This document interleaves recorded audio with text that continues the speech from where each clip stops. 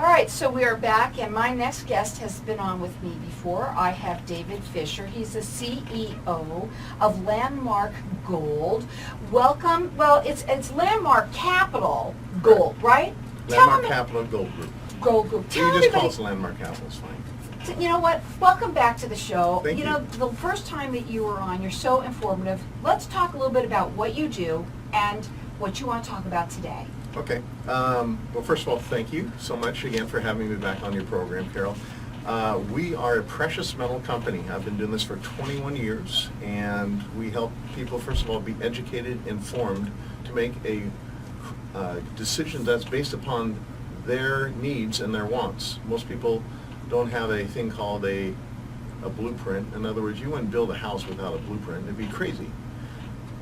Most people make financial decisions called investing without any plan. And so out of this, our company birthed a thing called the Financial Blueprint.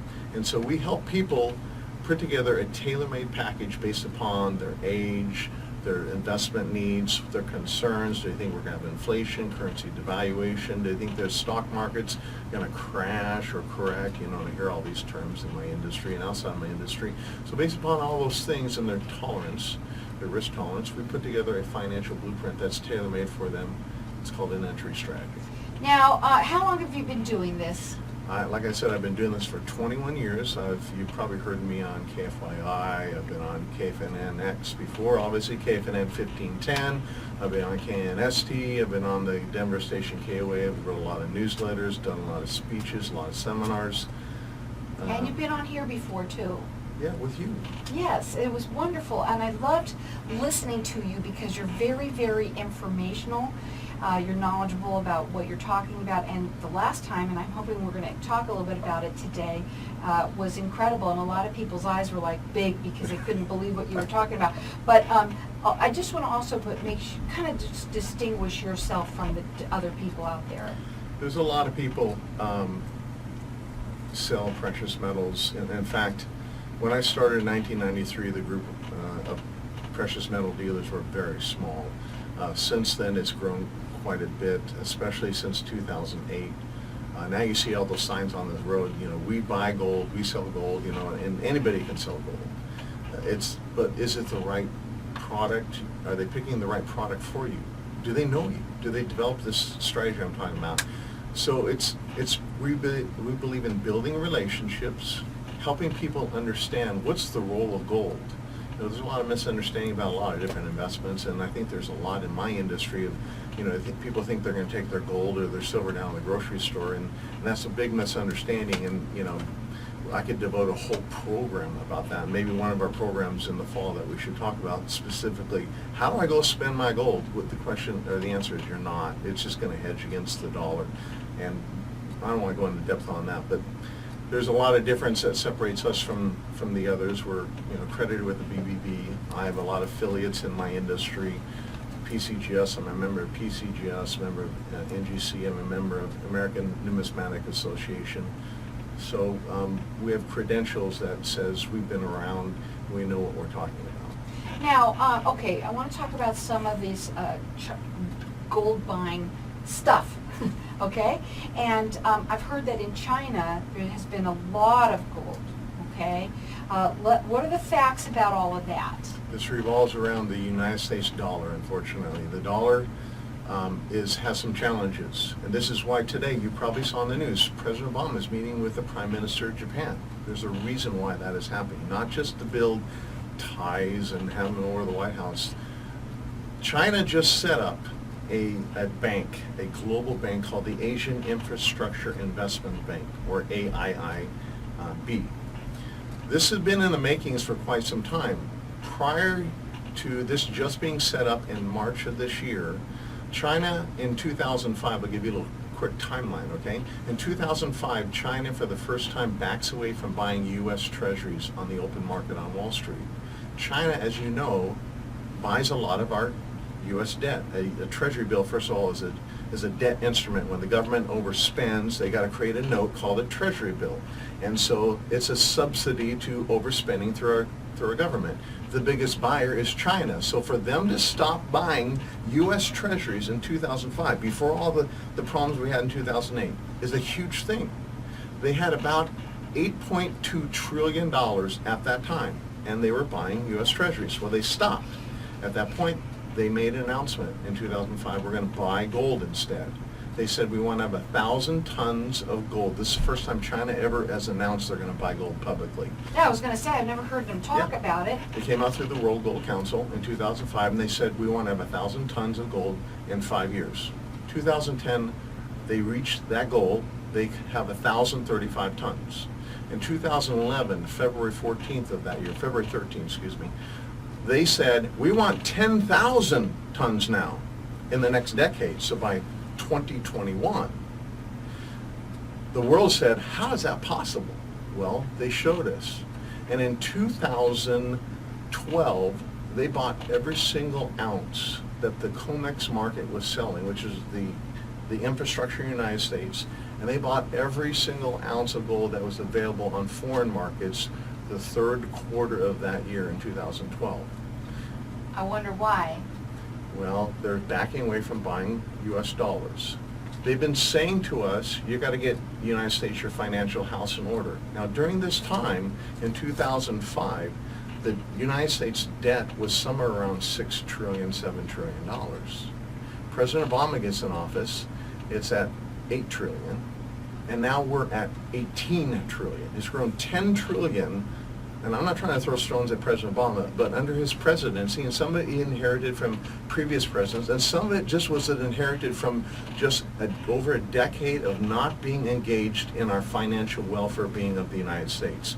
So the world is seeing this problem. But most Americans are saying, oh, everything's fine, I'm still getting a paycheck. But you know, they said the same thing with the meltdown prior to 2008. People were very unaware, and I was talking about it left and right for 3 years, saying there is a major calamity getting ready to happen, and wake up America. I was going on the radio, I was writing newsletters, I was doing seminars, and I'm saying the same thing today, Carol. Something is getting ready to happen. So if people feel deep down in their gut that the banking industry really didn't get fixed in 2009, I can give you the facts why it didn't. I'm going to tell you what, I want to give out your information. The phone number to call him is area code, 602-682-2171, and check out his website. It is landmarkgold.com. And we're going to be opening up the lines to the audience for something that's really interesting, which is the coming bail-in. And I'm going to let people, right now I want to let you finish on this. Okay. Because they're separate. Yes, Okay? exactly. But they So- do kind of go together I a know. little bit. Okay. It's about the debt of our country. This is what the whole problem is, and the U.S. dollar being still the world reserve currency. The dollar is in trouble, and that's why the investment bank in China was created. 50 countries of the world said, we want to be a part. 2 countries said no, Japan and the United States. Wow. Well, let me ask you another question before we go to a break, because I want to get you to be able to get it all out. Yep. There's so much that we can talk about, and it goes by fast. So what about the Asian infrastructure? So the whole purpose of this is if China wants to become, in 2010 when they said we want 10,000 tons, the purpose, the guy's name is Xi Jinping. He's the equivalency of our Federal Reserve chairman. Xi Jinping said the purpose of this is to internationalize our currency called the yuan.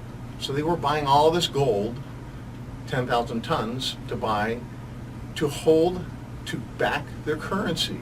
Because right now there's really no currency of the world that is backed by gold. The United States used to be. So did Switzerland. But right now there is no country that is fully backed by gold except for the Chinese yuan. Well, I wonder why.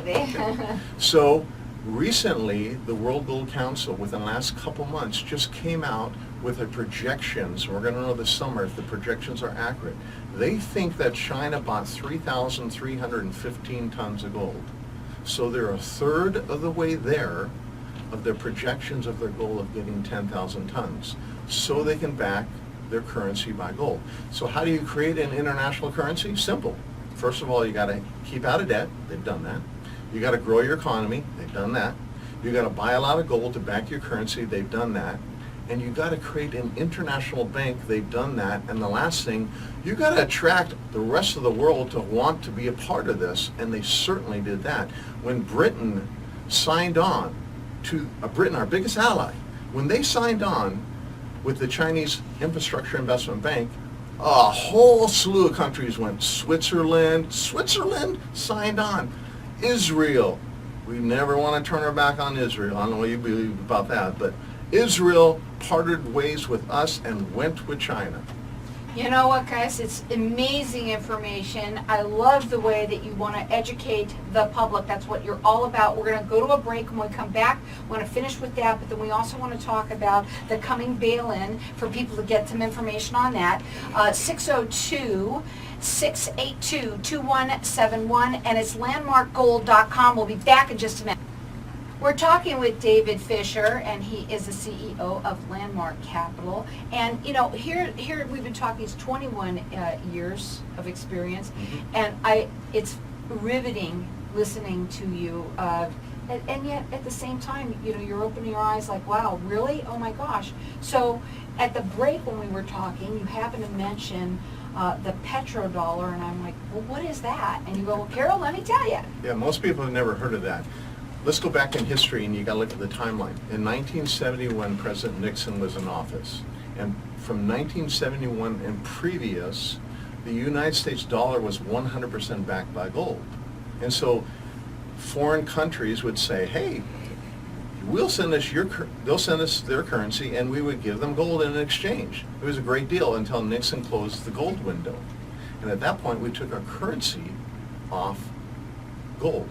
So the world said, I don't need the U.S. dollar anymore, because there was this incentive to work with the United States in that capacity. So 2 years later, when OPEC was created, we struck an agreement with them, the United States, said, let's get in part of the oil industry, because oil is used in about everything. So let's make it that all oil contracts are issued in U.S. dollars. So that happened in 1973. So this created a need for the world to use U.S. dollars. So that's what makes and grows a Federal Reserve note, expands the monetary system, is the world, we have to create a need for it. So this is why the thing back to China is so disturbing, because China, the biggest a country who's been buying U.S. dollars in the form of treasury bills, has been backing away. Now they went from $8.2 trillion in 2005. Now they only hold 3.8. So they've sold more than half of their reserves. They've not bought any new ones, and they've been buying gold. Back to the petrodollar. So the petrodollar, when oil goes up, the dollar goes up, or the dollar goes up, oil goes up. They've been moving hand in hand for the most part in sync, because oil was sold in U.S. dollar contracts until last summer. You notice that oil dropped this last summer, a whole bunch. A lot. And everybody's going like, why is that? Because here's what happened. 7 countries around China, Russia, and a lot of the oil-backed countries broke the back of the petrodollar. They started trading oil in contracts no longer in the U.S. dollar, like the yuan, the Russian ruble, and that's why you've been seeing all this fighting with Russia and us. It's all about money. That's all this is about. Wars are about money. Governments fighting about it. It's all about money. That's why I'm saying the Prime Minister of Japan was invited by the White House, because if Japan joined the Asian Infrastructure Bank, we would be the only country. All our allies have already joined except for Japan.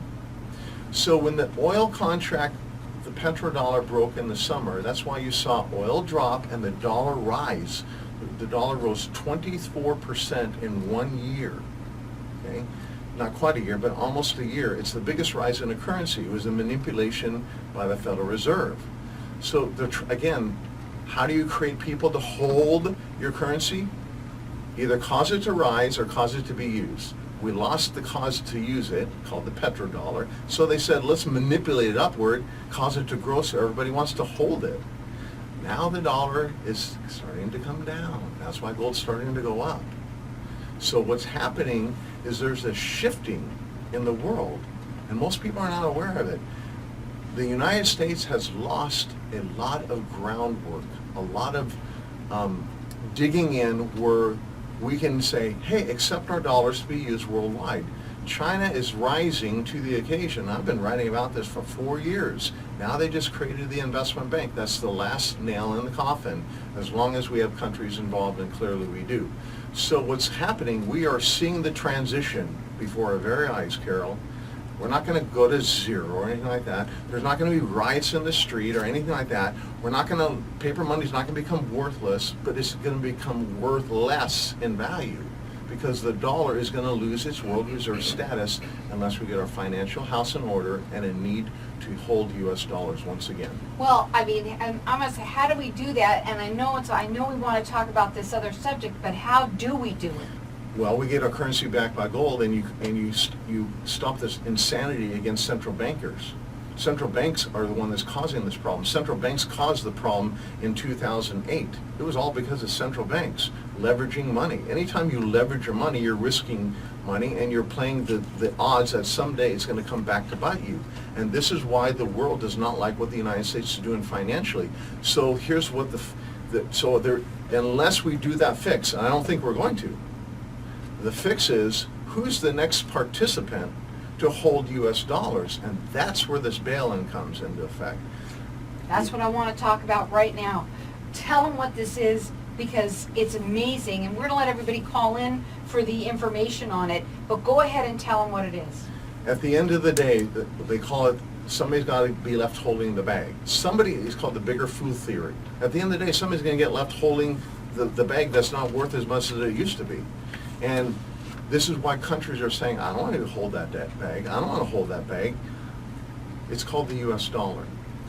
This has been set up, as far as what we're going to talk about here, about 6 years ago. Actually, it started in 2006, but it's been aggressively happening since 2009, 10, 11. Since we had a big downturn in the economy, they created a thing, the government created a thing called the Consumer Financial Protection Bureau. And that was created because of a law that was passed called the Dodd-Frank Act. I remember that. So those sound all great and fine, and the government's here to save the day. They got, here I am to save the day. The government is on its way. Well, they should be on its way out the door to be doing what they should be doing and not getting involved in the monetary system. So the problem is that the government, while it's going into debt, they're saying, let's create an entity called the Consumer Financial Protection Bureau, which was issued by President Obama, and he appointed Richard Cordray, a Democratic lawyer, into office. It was supposed to be a vote, and it was rejected, and he just issued it as such. Within 2 weeks, Richard Cordray was before Congress saying to Congress, we believe that Americans can't handle their money, quote unquote. Quote, we are looking at the legal issues of us being able to, quote, help Americans handle their retirements, end quote. So how they were looking at this is that they're wanting to set up a government retirement annuity. What that government retirement annuity is an annuity, kind of like Social Security. You pay into a fund and they pay you back over time, but this is the government retirement annuity that would buy treasury bills. So this came out within 1 month after China had the biggest sell-off in the U.S. dollar in world history. So they came up with this plan. Let's look at seizing retirement accounts. And under the Dodd-Frank bill, that allowed them to do that. That's the retirement side. It also allowed the banking side to change. Remember, banks didn't have enough money. We had to bail them out, But now they're saying they have plenty of money. Remember? Oh, I totally remember. Okay. So where did they get all this money? We. Exactly. Mm-hmm. The Dodd-Frank bill, prior to this going into effect, the money that you put in your bank account was all your money. It wasn't the bank's money. But after this bill was passed by Congress to protect us, then it became law. Now the money that you put in your bank is no longer yours. It's legally the bank's, and that's where they got all this money to shore up banks in case we have a financial calamity. They're going to use your money. Well, it's not yours no more. You have to understand that. It's theirs. They're going to use your money that's theirs, in case there is a financial calamity, it is no longer yours. So try accessing your money. This is the same thing that happened in Cyprus and 12 other countries in the last 5 years. You wrote this, it's the white paper. You Yep. wrote this, it's wonderful, it's very extensive, and he wants everybody to have it. It's called The Coming Bail-In, How to Protect Your Retirement and Bank Accounts from Government Seizure. So our number here is 602-277-5369, and toll free it's 1-866-536-1100. We have less than a minute and a half. We Go figured ahead. out a way, I'll say this, where you can take physical possession of metals in your retirement and hold them in your hand without a tax liability. You should call our office and learn how this is done. Many companies have not figured this out. I've been doing this for 6 years. His phone number is area code 602-682-2171. His website, check it out. You gotta check it out. It is landmarkgold.com, and we're gonna let you call throughout the rest of the show for this. It's called The Coming Bail-In. He wrote it. It's his white paper, and he wants everybody to have it because he wants to educate you on this. And it's how to protect your retirement and bank accounts from government seizure. And our number here is 602-277-5369, and toll free it's 1-866-536-1100. Final words. Thank you so much for having me on your show. Your eyes were as big as saucers when we talked about this first time, and they're still the same size right now. I know it is, and everybody that's in the station, we have. I can see the people Yeah, behind the yeah. scenes and everything. They're all listening very intently too. It's very, very informational and sort of scary, but you can help. I can His help. phone number is area code 602-682-2171. It's landmarkgold.com, or call us here and get The Coming Bail-In, 602-277-5369.